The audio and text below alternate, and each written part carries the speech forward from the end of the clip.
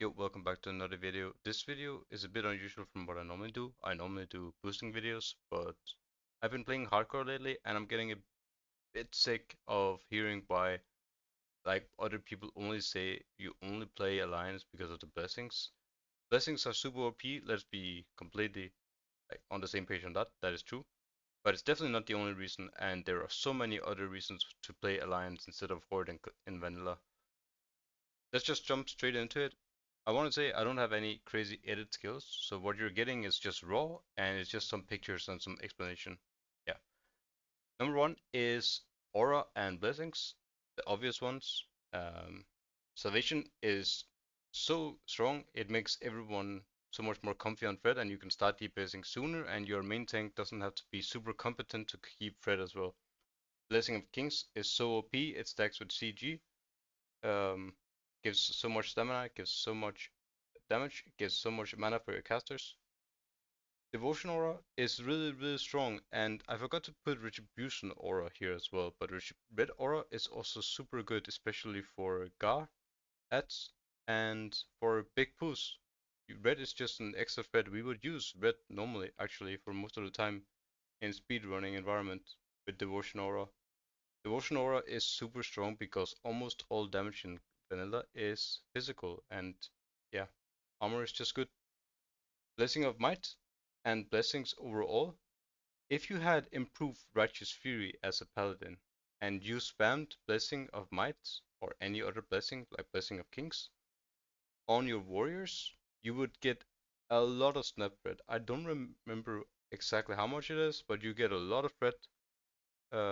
And we use this, and like progress used this in speedruns for Black and Lair to get insane threat and just stand still and use a tank that way and gain one extra DPS through like the tank warrior.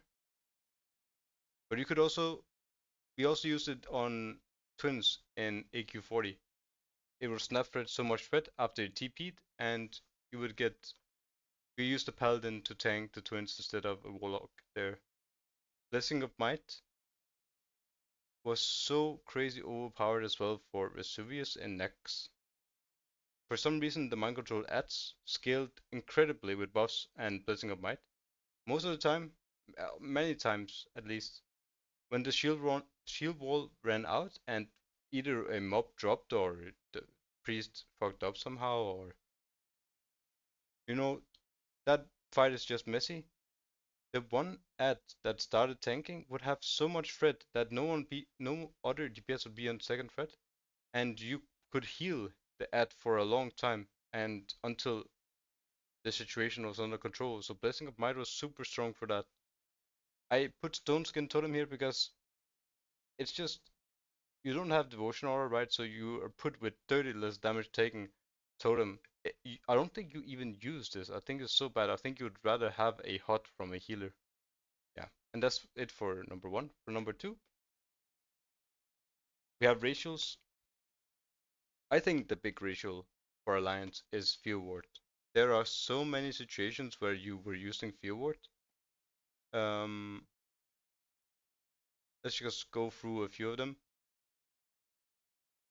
You had Fears on Magmadar, Gluff, Nefarian, Onyxia, Bugtrio, and the trash packs after Twins and before Vesuvius. Fear Ward was so strong, and the thing is with Hordes you have Tremor, but Tremor ticks, and you would need insta Tremors to fix a good situation. Also, Tremor range is just not that long. Fear Ward insta breaks things and is just super comfy. Then you have the Mace specialization and Sword. I know Horde have the Axe as well, but let's just go through the swords that you get.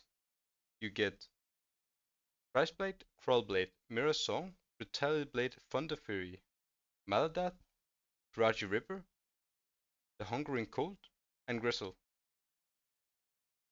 Maces you have Ironfall and ED from Kazakh. And ED was Biz with just decent RNG. It was Biz for most of the game. It simmed so high, it was super strong on human. Let's go through the axes. that I know of. I didn't play Horde in vanilla, but the axes I knew of was Deathbringer from Onyxia, the AVX reward, Axe of the Deep Woods, Lyriax, Krull or Krull from Nef, AQ40 quest reward, and the axe from Noth. Of course, you have the rank 14 weapons as well, and the rank 14 weapons were incredible. They were slow and they hit hard, but you would first get the rank 14 weapons at Black Malaria Bridges soon, and they would be this game. But you wanted a fast weapon in main hand as a tank, and the axes were only slow, if I remember right.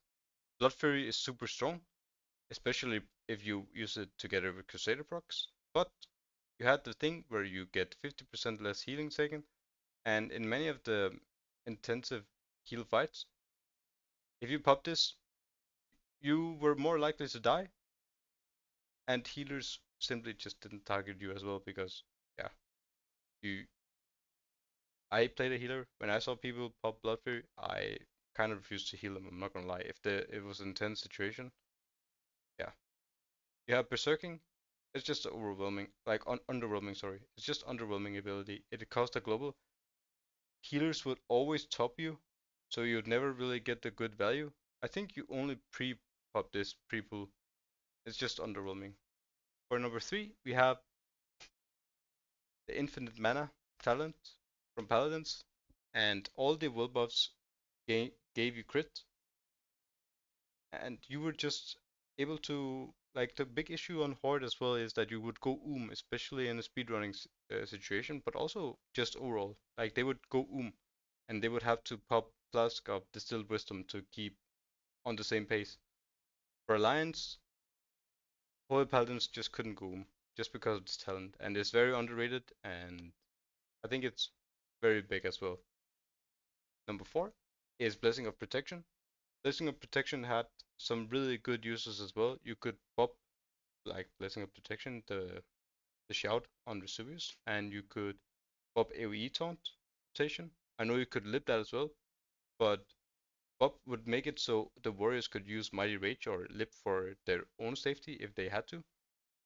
We pre-popped mages so they could DPS even sooner on packs, and you could. The thing with Blessing of Protection, if you had a competent paladin and someone over aggro, you could save many scenarios with Blessing of Protection because it would go on second threat, which would normally be the main tank, right? So Blessing of Protection is just very, very strong ability. And like I said before, most of the damage in vanilla is physical, so it was just overall strong. Number 5, has to be the one of the most underrated abilities in all classic vanilla, and Hordes don't have it. They have Healing Stream Totem, which is just not even close. Judgment of Light would give you so much HPS in a raid. We used it for Baron even though he died quickly. Rack, even though he died quickly as well. Firemore, it was so good for Firemore. Satura, even though you could live the spin, it was really good for that as well. Huhuran, and here's the big one, Saffron. This, like Saffron, if you kept this one up, it is just so much easier and so much more comfy. Like, let's be honest, one of the hardest fights in vanilla is Saffron. There's so much damage, and all the warriors would always be in Berserker stance, right? Suk Suk. So let's like Judgment of Light is super super strong and underrated. We also use it for kills of that. Judgment of Wisdom is really nice as well, even though you would normally not run that many casters. Your hunters were heavy with this, and the casters would be as well. Number 6 is Improved Enhance. This is so underrated as well because it stacks with Inspiration. We would use, and it lasts for 2 minutes. It's so strong. Like almost all fights were just 2 minutes, so you would have it for all fight. We would have our tanks in much more threat gear and just be able to pump uh, in a more safe manner as well.